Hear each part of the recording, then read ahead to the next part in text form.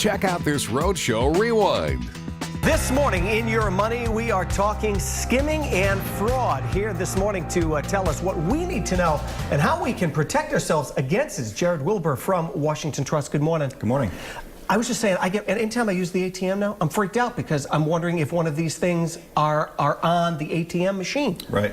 For anyone who doesn't know, tell us what skimming is. So skimming is a type of ATM and debit card fraud where a criminal attaches a device to an ATM in order to capture the consumer's magnetic stripe data, and then using a separate device will attempt to capture the consumer's PIN data. Once they do that, they can create counterfeit cards and make fraudulent withdrawals from the customer's account. So if I'm someone who's just going to get 20 bucks out of the ATM, how do I know when I pull up to the machine and I take my ATM card out and I put it in the machine? How do I know if that's a legit machine or a legit piece on it, or if it's one of the attachments that's been hooked onto the ATM? So that's a good question. So one of the things we encourage consumers to do is to be aware of their surroundings, be aware of the ATM machine that they're using, inspect the machine for any signs of tampering or damage. You can actually, if you're not going to break the machine, you can touch the card reader, wiggle it around a little bit. If it moves at all, that would be a red flag, and you should report that to the bank because they shouldn't move. Sure. But the problem is a lot of the skimmers today are designed to avoid detection. Some of them actually go inside the card insert slot so you wouldn't see it. So in that case, your best chance of detecting something is to find the pinhole camera, which is what they use to capture the PIN entry. That would be an overlay that would go over the top of the machine. It would be painted to look just like the rest of the ATM, but would have a tiny little pinhole in the bottom. So if you see something like that, that would be a red flag. You should report that to the bank. And I was also reading that if you are going, you're supposed to, when you're typing in your PIN code, put your hand over it. So if there is a machine like that, if there is a camera on top, it can't capture that code. Yep. So if I go and God forbid, I get hacked or someone skims my information, what can I do?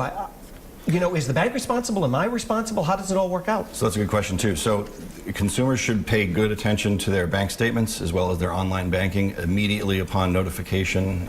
If you notice a suspect transaction, report that to your bank. Most banks have a short window for when you can report unauthorized transactions, but if a consumer reports it in that window, then they wouldn't be liable for that transaction. And I know banks are doing everything they can to stop this because they don't want it any more than the consumer does. How are banks trying to curb this and stop this? Because technology is evolving every single day and the criminals are getting smarter and smarter every single day. So banks are doing a few things. We've issued, most banks have issued EMV cards, which stands for Europay MasterCard Visa. It's the card's with a little chip on it. Okay. And that chip generates a unique transaction code every time the card is used. So if a criminal would skim a card that had the chip on it, when they go to create that counterfeit card with just the mag stripe, the bank would know it was a counterfeit card to be able to decline that transaction. We're also equipping our ATMs to be able to read the chip cards. Right. And then we're also installing in higher risk locations a different type of card insert device, which instead of accepting the card the long way, accepts it the short way.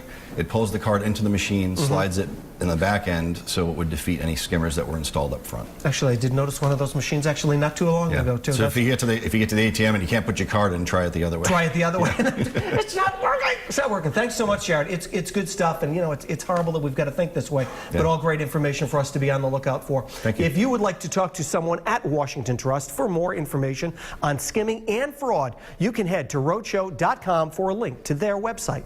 Be sure to catch The Rhode Show, weekday mornings at 9 on WPRI 12.